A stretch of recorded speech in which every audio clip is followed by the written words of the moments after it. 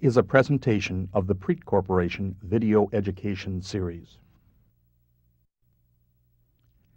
Gingivamoll is a custom laboratory fabricated prosthesis for the replacement of receded or lost gingival tissue to improve patient aesthetics, phonetics, and comfort. Gingivamoll is a thin, soft, flexible silicone rubber prosthesis that is comfortable and easy for the patient to insert and remove. Individuals with periodontal disease normally encounter recession or a loss of gingival tissues. Accepted periodontal treatments such as subgingival curettage, modified gingival flaps, or curtain flaps most frequently leave individuals with lengthened clinical crowns, exposed roots, and open interproximal spaces. The patient is not satisfied with the aesthetics of the maxillary anterior segment following periodontal surgery. The loss of interproximal tissue also impairs the pronunciation of S sounds. Before periodontal treatment, our patient had probing depths of 4 to 9 millimeters in the maxillary anterior segment. 3 months after periodontal flap therapy, the gingival tissue are free from inflammation. The remaining probing depths are no greater than 3 millimeters. The patient's good oral hygiene is evident from the lack of bleeding upon probing. A flexible Gingivamoll prosthesis is indicated when periodontal and restorative therapy are completed and there is optimum oral hygiene. A palatal silicone stent is made to prepare for the impression. This prevents the palatal flow of excess impression material through the open interproximal spaces.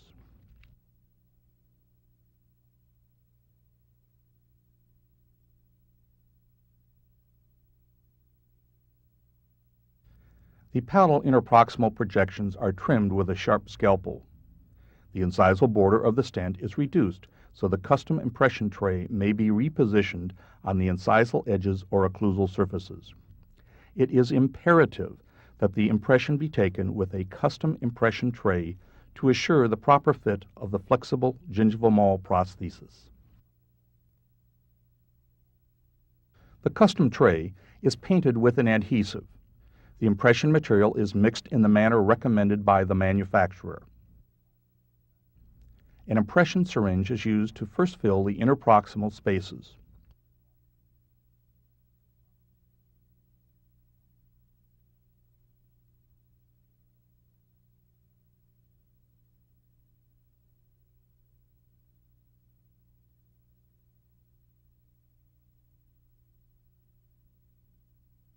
Then the vestibule.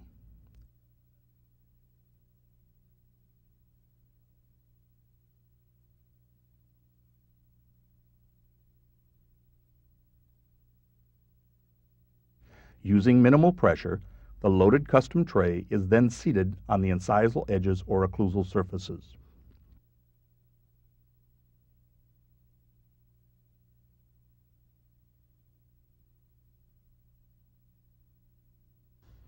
The impression is carefully freed and slowly removed to avoid tearing of the interproximal projections of impression material. Any torn interproximal projections are sent to the laboratory with the impression. The technician may repair the impression by repositioning the interproximal projections with adhesive. Excess impression material should be trimmed away immediately.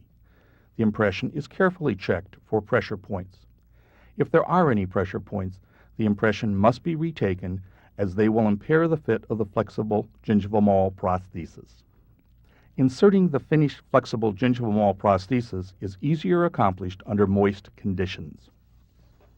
The patient is given detailed hygiene and care instructions, and recommendations are made not to take medications, use disclosing agents, or mouthwash while wearing the Gingivamoll prosthesis. The flexible Gingivamoll prosthesis is best maintained using a soft bristled toothbrush with mild liquid soap or toothpaste.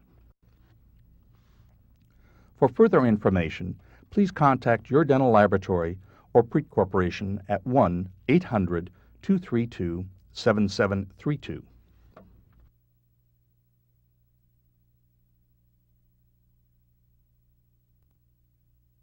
The following technique must be followed to produce a flexible Gingivamoll prosthesis.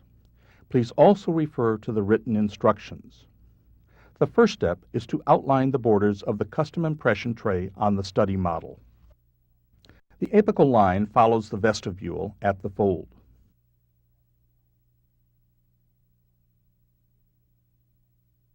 The coronal line follows the incisal edge or the occlusal surfaces.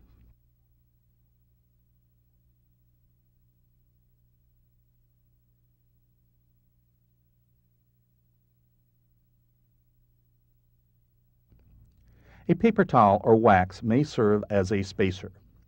The 2 mm spacer ensures the uniform thickness of the impression material.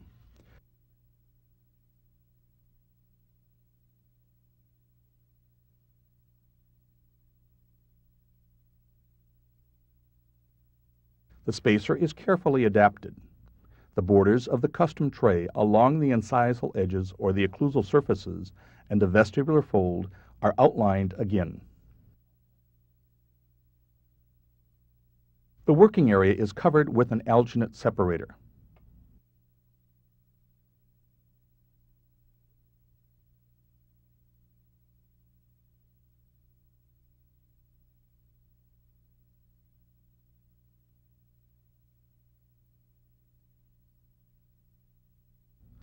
The custom tray may be made from either cold or heat-cured acrylic.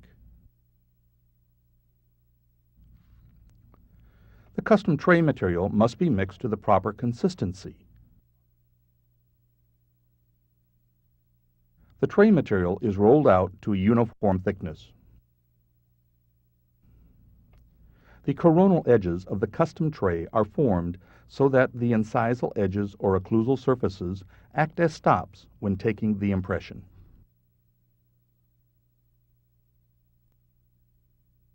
While the material is still soft, scissors may be used to trim the tray.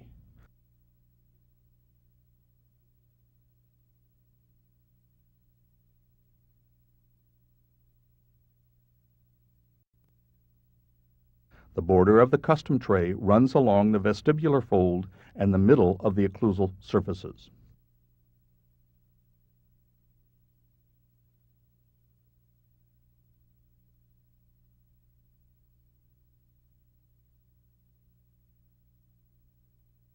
After the material has set, a burr is used to trim the tray. Perforations are placed along the edge of the tray to prevent separation of the impression from the tray during removal.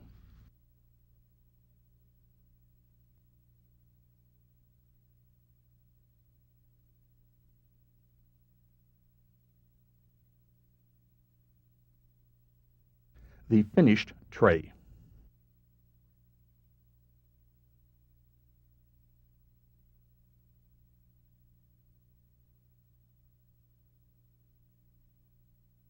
When the final impression is returned from the dentist, it is examined again by the laboratory. Overhanging edges are removed with scalpel or scissors. Before pouring the working model in a hard stone, torn interproximal projections sent with the impression are fixed into place with cyanacrylate adhesive. The tissue side of the impression should correspond to the inside of the finished Gingivamoll prosthesis. The outline of the Gingivamoll prosthesis is drawn on the model. The vestibular border matches the mucogingival junction. Labial frenum are avoided so that the Gingivamoll prosthesis is not displaced during functional movements.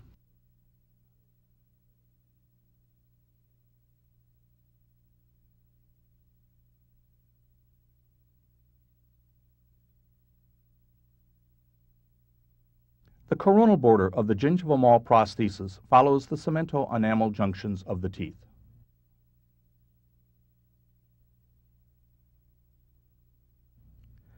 All details of the gingival morphology are included in the wax model. Do not stipple. It is important to keep the wax thin. It is easier to apply a thin sheet of 25 gauge wax to assure proper thickness than to hand wax. The wax model is beveled towards the mucogingival margin. Stay within the borders drawn on the working model.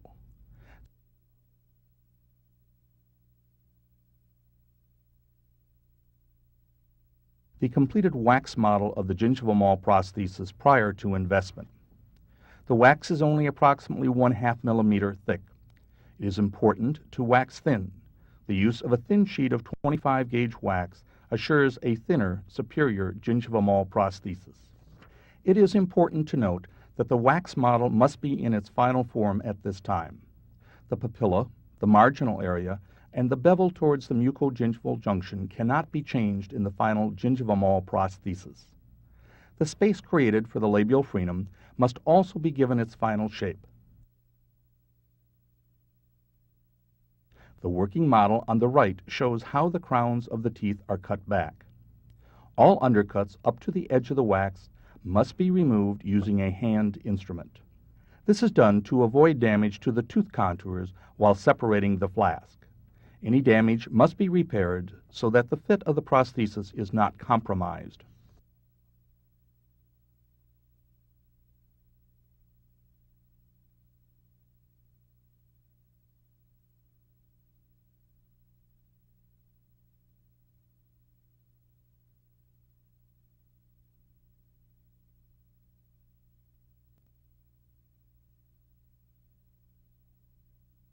Model investment and boil-out are completed in the normal manner.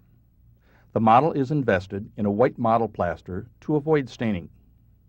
Pressures created during packing necessitate the use of a hard stone for the counter model.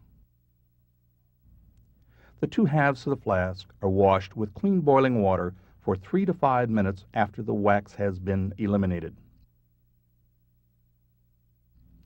They are then painted with an alginate separator.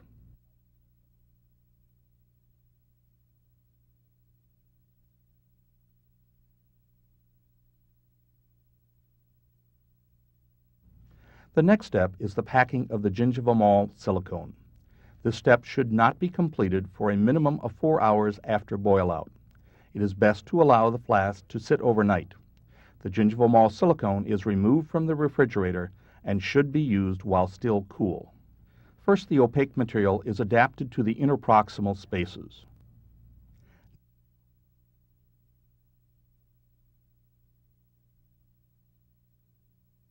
Next to the gingival margin areas.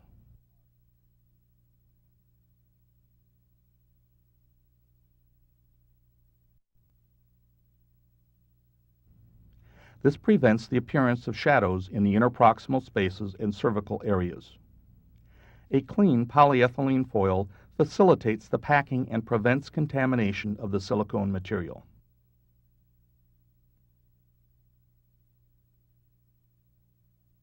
To provide the prosthesis with a natural appearance, lay pink material over the interproximal spaces. Then a light pink transparent strip is adapted using a clean polyethylene foil. There should be no gaps or bubbles between the material and the stone model.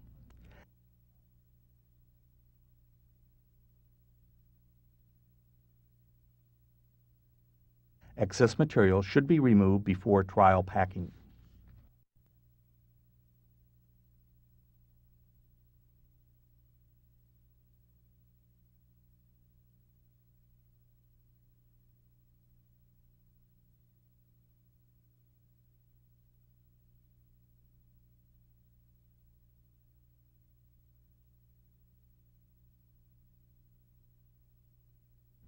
A new piece of crumpled, tension-release polyethylene foil is placed over the silicone.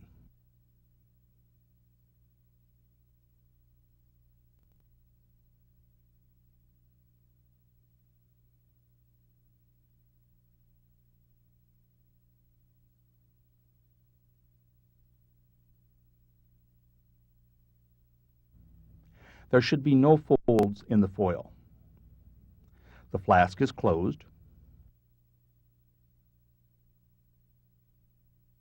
Pressure is applied in short intervals. Packing pressure should not exceed hand pressure or 50 pounds per square inch to avoid undue stress on the mold. The flask is kept under pressure for 10 minutes.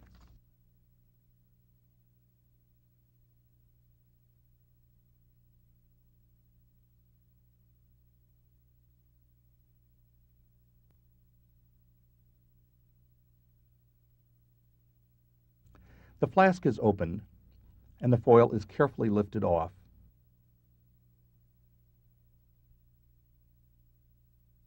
And the silicone flash removed.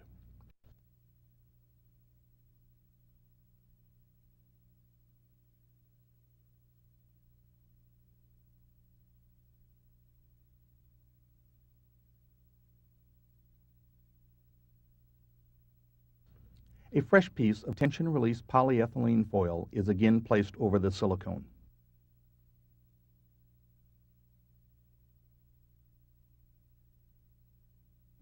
The flask is closed. Hand pressure is reapplied for approximately 5 minutes.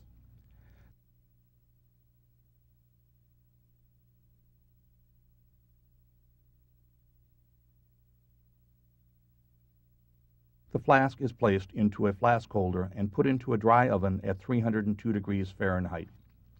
Polymerization occurs over a 45-minute period. The temperature must be maintained at plus or minus 5 degrees to the 302 degree Fahrenheit temperature. After the flask has bench cooled, it is carefully opened. Never cool the flask in water. The polyethylene foil is removed so you can see if it separates from the Gingivamoll prosthesis. Otherwise, use a blunt instrument to help pull it free. A scalpel is used to trim the flash to either 1 or 2 millimeters from the edge of the Gingivamoll prosthesis.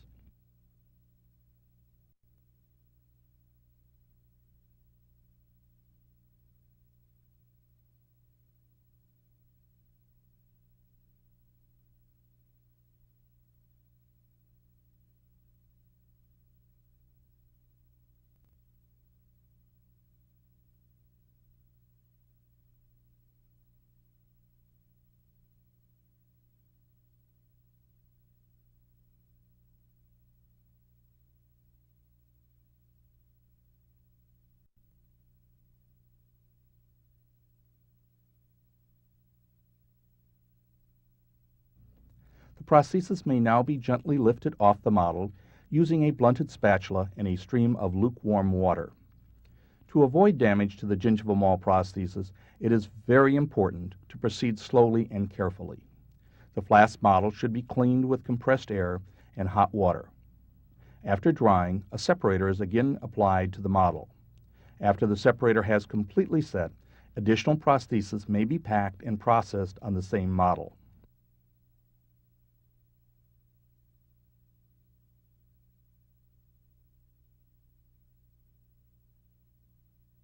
Any flash along the cervical margins is removed using a sharp scalpel. The cut should be made in one continuous pass, since notching caused by multiple cuts may cause tears. Even minute amounts of flash should be removed since they may compromise fit.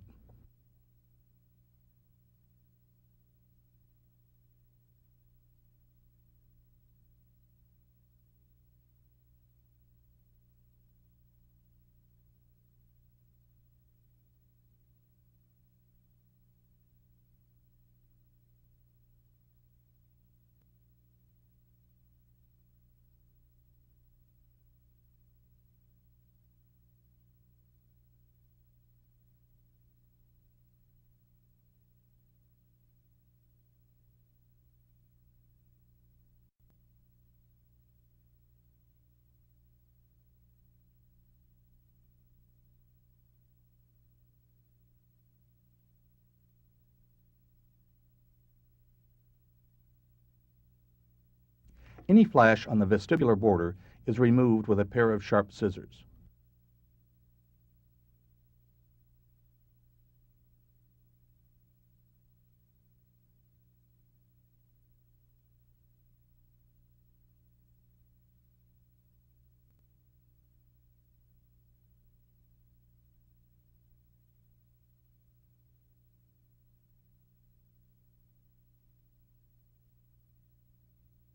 The space for the labial frenum is also finished so that it has a bowed shape.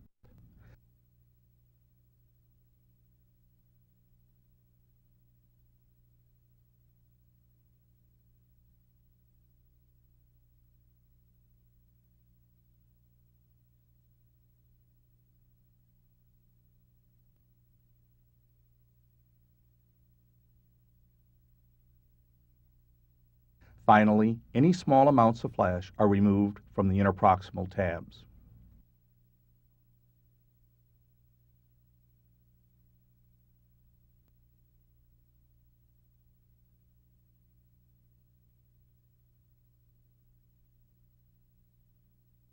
If indicated, the clean and finish prosthesis may be characterized with special stains.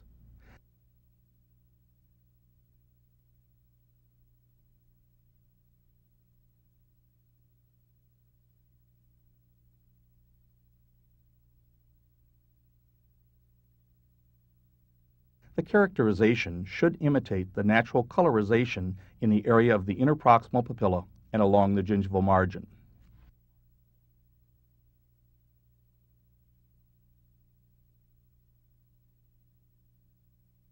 A clean brush is used to paint on the protective lacquer, using quick and fluid motions. The outside is covered first, then the tissue side.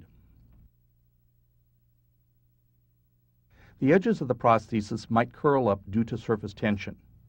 If this occurs, it may be corrected by immediately applying protective lacquer to the opposite side.